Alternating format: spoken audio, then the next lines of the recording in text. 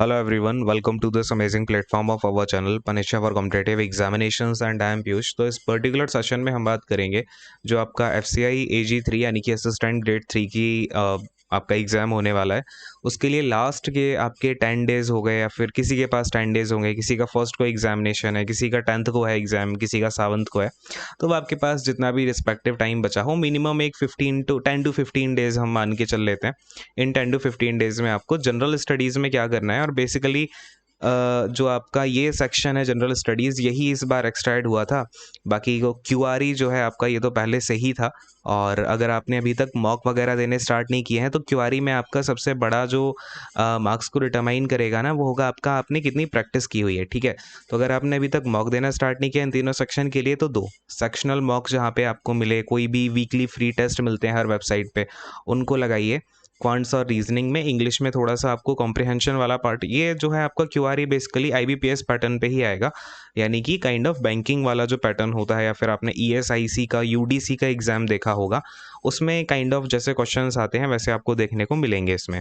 और हालांकि अभी आईबीपीएस ने जो एग्जामिनेशंस लिए हैं, जैसे कि आपका आईबीपीएस का हो गया, या फिर आपका भी रिसेंटली एसबीआई क्लर्क का हुआ था, आईबीपीएस क्लर्क का हुआ था, आईबीपीएस में पीओ क्लर्क दोनों ही हो गए, एंड आरआरबी के हुए थे। तो उसमें थोड़े-थोड़े क्वेश्चंस जो हैं उनका पैटर्न हल्का-सा चेंज मिल रहा है क्वांट्स में, तो वो आप तभी कर पाओगे जब आपको अच्छी खासी प्रैक्टिस होगी, ठीक है? और बहुत ज़्यादा हार्ड नहीं आएगा, ठीक है? प्रीलिम्स में आपका ठीक-ठाक ही पेपर आएगा, बहुत ज़्यादा हार्ड वगैरह नहीं आना है। ईएसआईसी यूडीसी में देखा था ना, तो उससे हल्का-सा ऊपर लेवल आएगा बस। ESIC UDC was very easy, है ना? उसका प्रीलिम्स का एग्जामिनेशन तो ये है, और इसका प्रीलिम्स बस क्वालिफाइंग होता है। आप जनरल स्टडीज़ में देखो, अब आपको यहाँ पे कैसे क्या करना है चीज़ों को, जिन्होंने गोल्डन बुक ली हुई है। अब कुछ बच्चे होंगे जिन्होंने, मैंने जो डेली टारगेट्स आपको दिए हैं, जैसे कि मैंने आपको आज ये डे 32 का टारगेट दिया था, है ना? आपने अगर ये सारी की सारी चीज़ें आप फॉलो करते जा रहे हो, डेली की डेली टेस्ट वगैरह अच्छे से अटेम्प्ट कर रहे हो, तो आपको कुछ करने की एक्स्ट्रा ज़रूरत नहीं है। आप सेफ साइड पे हो, अपना मॉक वगैरह लगाते रहो और चीज़ों को रिवाइज़ करते रहो, दैट्स इट, ठीक है? दूसरे बच्चे आते हैं जिन्होंने गोल्डन बुक वगैरह ले ली, अब चीज़ों को अभी तक स्टार्ट नहीं किया है, तो आपको क्या करना है, मैं आपको एफसीआई का जो अभी कैटेगरी 2 का एग्ज़ाम हुआ था, उसके बेसिस पे बता देता हूँ कि किस तरीके से आपको किस तरीके से आपको कौन से फ़ेज़ को ज़्यादा तवज्जो देनी है, किस फ़ेज़ को आप अभी के लिए छोड़ सकते हो, है ना? क्योंकि अभी लास्ट के 10-15 दिन है, तो आपको वही पढ़ना है जो बिल्कुल श्योर शॉट आ सकता है, ठीक है? तो करंट अफेयर तो आप कोई भी मंथली मैगज़ीन उठा लो, 4 मंथ का कर लेना। अच्छा, जिन बच्चों को नहीं पता है गोल्डन बुक क्या है, तो गोल्डन बुक जो है अपनी एक ई बुक लॉन्च की हुई है। इसे आप डिस्क्रिप्शन में एक वीडियो की लिंक होगी, उसे जाके देख सकते हो। इसमें हमने क्या-क्या चीज़ें प्रोवाइड की हैं, और ये ई बुक है, दैट मीन्स आप इसको सिर्फ मोबाइल में जो है इसको एक्सेस कर पाओगे, डाउनलोडेबल या प्रिंटेबल नहीं है। मोबाइल में, या फिर आपका अगर आपके पास लैपटॉप ऐप है तो वो भी फिर आपको मिल जाएगा, अगर आप उसमें रिक्वेस्ट डालोगे तो। ये चीज़ें हैं, ठीक है? गोल्डन बुक के बारे में अगर आपको डिटेल में चाहिए, डिस्क्रिप्शन वाली वीडियो पे क्लिक करना, उसमें क्या-क्या है, क्या कंटेंट्स हैं, वो सब उसमें डला हुआ है, ठीक है? दूसरी चीज़, जिनके पास गोल्डन बुक नहीं है, वो क्या करना है, मैंने आपको कौन-कौन से इंपॉर्टेंट टॉपिक्स हैं, हिस्ट्री के भी, ज्योग्राफी के भी, ऐसे डाली हुई है वीडियो, उनमें जो-जो टॉपिक्स हैं, आप उनको भी उठा के सीधा रिवाइज़ कर सकते हो, क्योंकि लास्ट टाइम में अब और क्या करोगे। बाकी देखो, दूसरी चीज़ ये है कि ये फेज़ 1 तो क्वालीफाइंग है, लेकिन इसका फिर फेज़ 2 भी होगा, है ना? तो फेज़ 2 का भी इसमें आपका सिलेबस ऑलरेडी इंक्लूडेड है, इसलिए मैं आपसे बोल रहा हूँ कि डेली जो टारगेट्स दिए हैं उनको फॉलो करते जाओगे, तो आपको बाद में कोई दिक्कत नहीं आएगी, है ना? फेज़ 2 में क्योंकि जो मार्क्स आएँगे ना आपके, वो बहुत मैटर करने वाले हैं। ये अल्टीमेटली कट ऑफ वगैरह बनेगी, फिर बाद में भी आपको प्रेफ़रेंस ऑर्डर मिलेगा, तो वो आपके फेज़ 2 के मार्क्स के बेसिस पे होगा, ठीक है? अब क्या करना है, एफसीआई कैटेगरी 2 के बेसिस पे आपको सबसे पहले जो हिस्ट्री का मॉड्यूल 1, हिस्ट्री मॉड्यूल, या फिर आपको उसमें फ़ेज़ लिखा हुआ होगा। फ़ेज़ 1 हो गया, प्लस आपका फ़ेज़ 2 और फ़ेज़ 3, है ना? यही 3 मॉड्यूल हमने प्रोवाइड कराए हैं। अब हुआ क्या कि जो आपका कैटेगरी 2 है, उसमें कैटेगरी 2 के ये 2-3 दिन एग्ज़ाम हुए थे, आई गेस 2 दिन हुए थे शायद।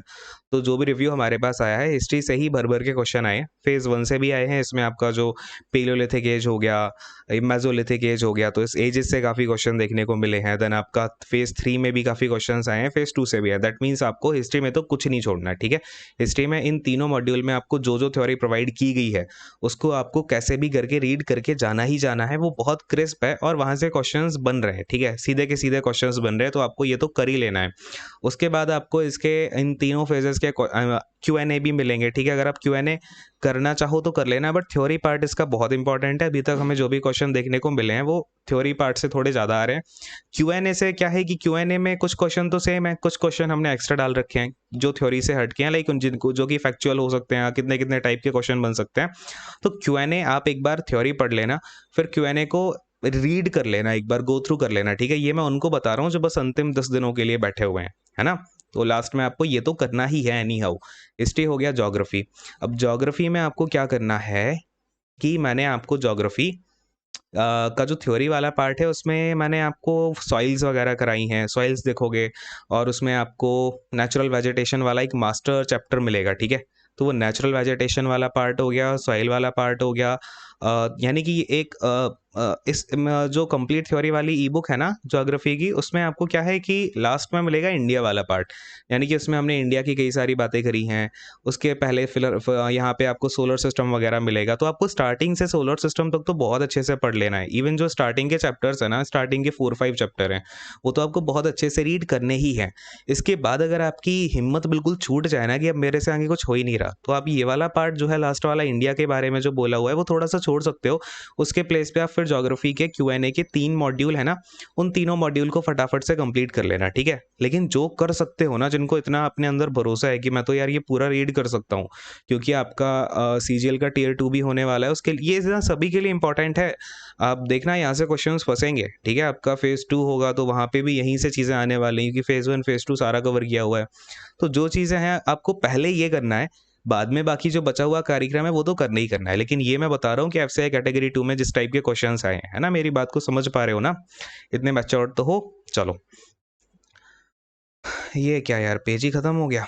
देखो ये कहानी है ज्योग्राफी की, ठीक है। ज्योग्राफी में आपको ये करना है, Q&A के 3 मॉड्यूल कर लेना, फिर आपको लगे कि हाँ भाई अभी तो है टाइम, तो फिर आप ये इंडिया वाला पार्ट हो गया, सोलर सिस्टम वाला पार्ट हो गया, ये आप आराम से कर सकते हो, ठीक है। ये चीज़ हो गई ज्योग्राफी की। अब हम आते हैं इकोनॉमिक्स। इकोनॉमिक्स के ज़्यादा क्वेश्चन नहीं आए हैं, तो इकोनॉमिक्स को करने की नीड वैसे तो नहीं है, बस इक्के दुक्के क्वेश्चन देखने को मिले हैं, है ना। वो भी GNP GDP बेसिक टर्म्स वाले मिले हैं। तो आप एक काम करो, सबसे पहले मैंने आपको इकोनॉमिक्स में ना ई बुक में ही लेक्चर्स की लिंक डाली हुई है, उन लेक्चर्स को कर लो आप, ठीक है। लेक्चर्स को कर लो, दैट्स इट।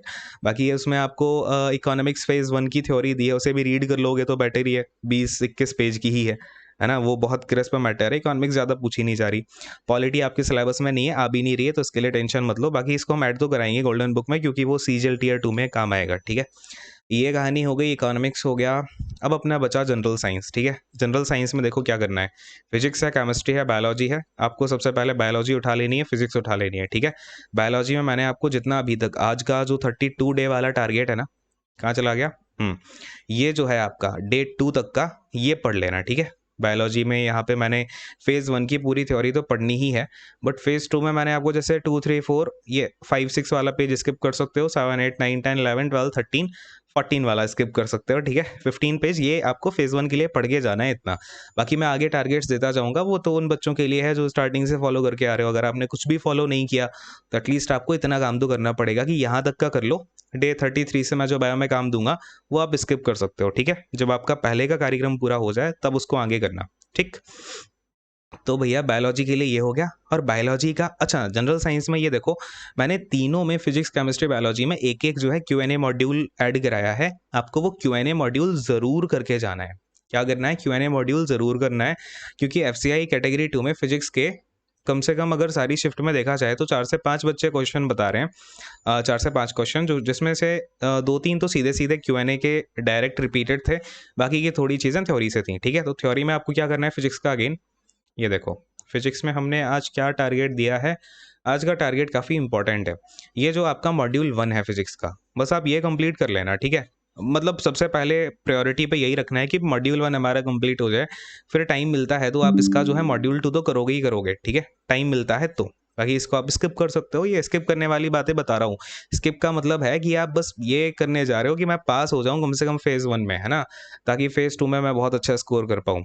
इसलिए ये चीज़ें बता रहा हूँ कि इतना इतना चीज़ों को स्किप कर लेना। लेकिन अगर है कि भैया हाँ, मैं तो इतना और भी कर सकता हूँ, तो वो तो फिर पूरा कंप्लीट कर ही लेना। जो डे टू डे टारगेट दिया, अगर आप उन्हें फॉलो कर सकते हो, जैसे कि मैंने आज डे 32 तक का दे दिया। अगर आप सोचो कि मैं एक दिन में 1 से 2-3 दिन का टारगेट कंप्लीट कर सकता हूँ, तो दी बेस्ट है। उससे ज़्यादा बढ़िया तो कुछ हो ही नहीं सकता, ठीक है? अब देखो, बायोलॉजी हो गया, फिजिक्स हो गया। अब देखो केमिस्ट्री में आपको क्या करना है कि केमिस्ट्री में कहाँ चला गया यार केमिस्ट्री? कहाँ गया? देखो ये रहा, ये है आपका केमिस्ट्री। केमिस्ट्री में आपको क्या करना है कि बस फ़ेज़ 1 में मैंने जो आपको प्रोवाइड कराया है, वो कर लेना, क्यू&ए मॉड्यूल कर लेना। बाकी तो फिर आपके पास टाइम मिले तो बाकी का सारा करना है। बट फ़ेज़ 1 की जो थ्योरी पार्ट दी है ना, फ़ेज़ 1 मॉड्यूल 1 जो भी लिखा हुआ आपके में, एक मॉड्यूल उसका केमिस्ट्री का करके ही जाना है, ठीक है? इतना कार्यक्रम कर लोगे, जनरल साइंस में आपका अच्छा खासी जो है स्कोर हो जाएगा। करंट अफ़ेयर आप कोई भी उठा लो, ठीक है? किसी का भी मंथली कंपाइलेशन उठा लो, सब जो है वो मतलब करंट अफेयर ना बहुत अंदर घुस के पूछ भी नहीं रहा है। जैसा कैटेगरी 2 में भी हमने देखा तो बहुत अंदर घुस के नहीं पूछा है।